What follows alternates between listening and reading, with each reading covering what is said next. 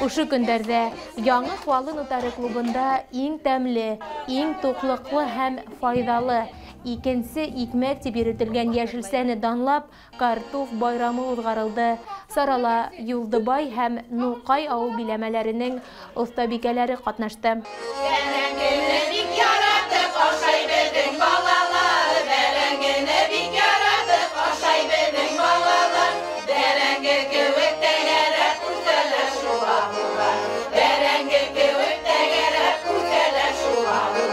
Байрам барышында картуф тураһында тарихтар, лақаптар, тақмақтар яңгыраны.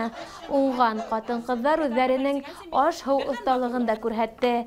Әйтергә кәрәк, сарага килгән оста хуҗабикәләр байрамга картуфтан әллә нисә төрле ризык әзерләп алып килгән.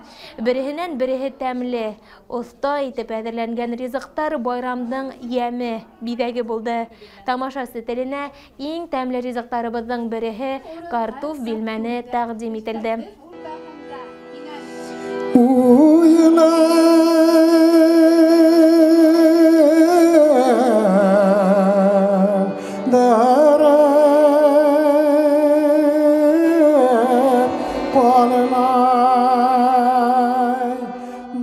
Йыр моң менән һуғарылып барган картуф байрамы һәр кешегә илаһи көс, дәрт өҫтәне.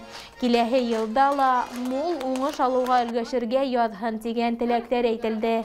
Ошоноң иш-сараларҙы халыҡ менән әүҙем үткәреп килеүсе ауыл биләмәләре коллективтарына дипломдар тапшырылды.